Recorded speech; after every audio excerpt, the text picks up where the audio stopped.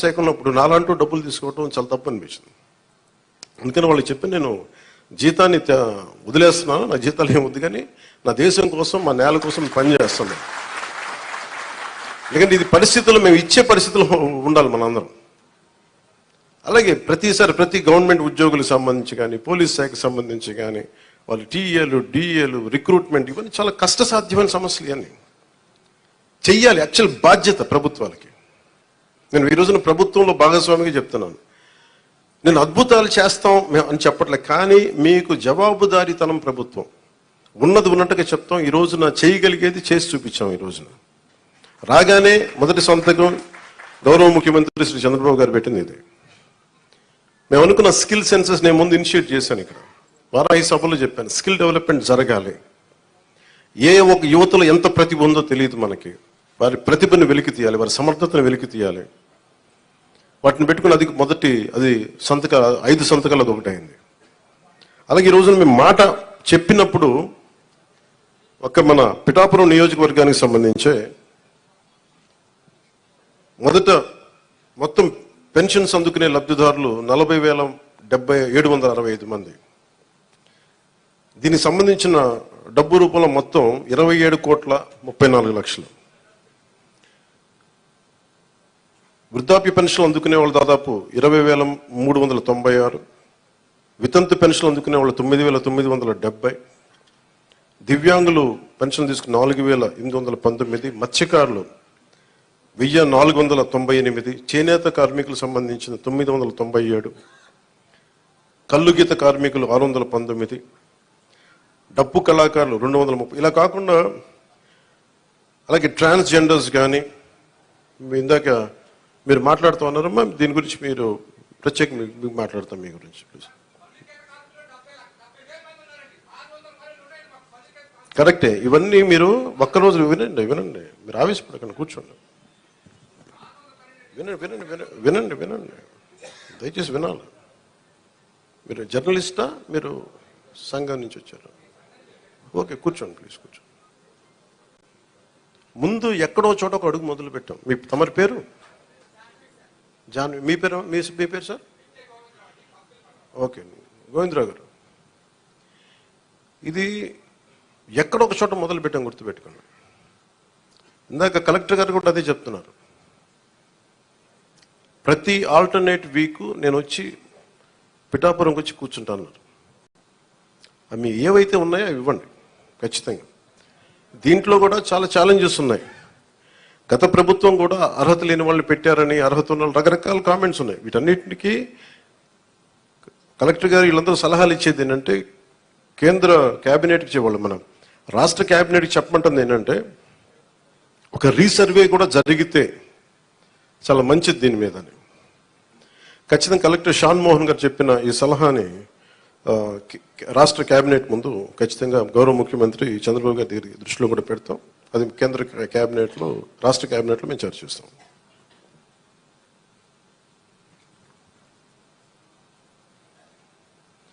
ప్రతి alternate week collector గారు ప్రత్యేకించి వచ్చి ఏమైతే ఈ సమస్యలు ఉన్నాయి, గ్రీవెన్సెస్ ఉన్నాయో ఆయన మాట ఇచ్చారు.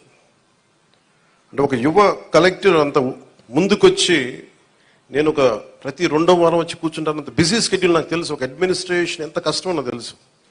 అలాంటి సమయంలో ఎవ్రీ ఆల్టర్నేట్ వచ్చి నేను ఇక్కడికి వచ్చి గ్రీవెన్సెస్ నేనే వ్యక్తిగతంగా చూస్తాను అన్నందుకు వారికి ప్రత్యేకంగా మోహన్ గారికి నా ప్రత్యేక కృతజ్ఞత.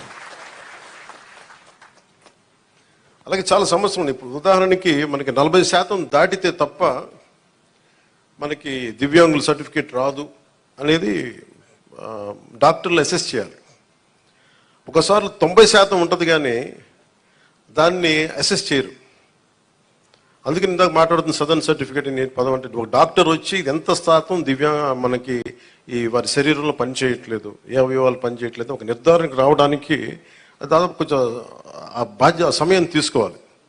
దీన్ని నడిపే నాయకత్వం కానీ, వ్యవస్థ కానీ అన్నీ ఉన్నాయంటే ఉన్నాయి, కానీ నిర్వీర్యంగా ఉన్నాయి, కొంత జోష్తో పనిచేయట్లా. మేమందరం ఎందుకున్నామంటే ఇక్కడ ఈ రోజున కూర్చోబెట్టి ప్రతి గంట ఈ రాష్ట్ర అభివృద్ధి కోసం పనిచేయడానికి, ప్రజా సంక్షేమం పనిచేయడం కోసమే ఉన్నాం. ఎందుకంటే మేము విజయయాత్రలు చేయడానికి నేను లేను ఇక్కడ. ముఖ్యంగా నాకు సంబంధించినంత వరకు నేను పిఠాపురానికి సంబంధించి పిఠాపురం నీటి సమస్య తీర్చాలి, ముందు కనీస రక్షిత మంచినీరు ఇవ్వగలగాలి, అట్లీస్ట్ ఒక ఎమ్మెల్యేగా నా కనీస బాధ్యత. ఉపాధి అవకాశాలు తీసుకురావాలి, అలాగే ఎన్ని పెన్షన్స్ ఉన్నాయో సరైన అర్హులందరూ, మిస్ అయిన అర్హులు ఎవరైతే ఉన్నారో వాళ్ళందరినీ ముందుకు తీసుకొచ్చి గుర్తించి వాళ్ళకి ఇచ్చేలాగా నా మొదటి ప్రయత్నం. అలాగే ఏవైతే మనకి ఈ సమస్యలు అయితే ఉన్నాయో, మనకి వ్యవసాయం సంబంధించి కానీ, కాలువలు పూడికలు కానీ, అలాగే ఇప్పుడు చూస్తున్నారు బయట ఆ డయేరియా మనకి డ్రైవ్ చేస్తాను ఇప్పటి నుంచి ఆగస్టు దాకా. ఎందుకంటే చాలామంది శుభ్రంగా పారిశుద్ధ్యం పరిస్థితులు లేకపోవడం వల్ల. నేను పంచాయతీరాజ్ శాఖ మన మీటింగ్లో కూర్చొని ఉంటే చాలా అద్భుతమైన వ్యక్తులు ఉన్నారు, అడ్వైజర్స్గా ఒక్కొక్కరు కూర్చొని ఎంత గొప్పగా చేస్తున్నారంటే, కాకపోతే వాళ్ళ సమర్థతని ప్రతిభని ఉపయోగించుకోవడం మనకు తెలియట్లా. అందుకే నేను ఏం చెప్పానంటే, ముందు మన పిఠాపురం రాష్ట్రం మొత్తం అమలు చేయడానికంటే ముందే మన మండలాల్లో, మన కొత్తపల్లి ఉప్పాడ మండలం కానీ, మిగతా మనకి గొల్లప్రోలు మండలం కానీ, ఇక్కడ మనకున్న మండలాల్లో ఎక్కడో చోట కొన్ని పర్టికులర్ గ్రామాల పంచాయతీలను సెలెక్ట్ చేసి అసలు పారిశుద్ధపు సమస్య తీసేలాగా ఉండాలి. అది ఫస్ట్ నా ప్రయారిటీ. అది కనీసం రక్షిత మంచినీరు, కనీసం పారిశుద్ధ్య శుభ్రత ఉండేలాగా. సో ఆ ప్రయత్నంగా ముందు మేము అడుగులు ఇస్తాం. నేను చెప్పాను, ముందు విజయయాత్ర పెట్టమన్నారు రాగానే. నేను చెప్పాను, నాకు ఒక్క ప్రజల్ని ఇబ్బంది పెట్టే సమస్య కానీ, పని చేయాల్సిన పోలీస్ వ్యవస్థకి అదనంగా మళ్ళీ బందోబస్తు డ్యూటీ చేసి బరువు పెట్టే బాధ్యత కానీ పెట్టకండి. వాళ్ళు పని చేయాలి, వాళ్ళు ప్రజల కోసం పని చేయాలి. ఎంతసేపు కూర్చోబెట్టి మనం గత సంవత్సరాలుగా నలిగిపోయాం.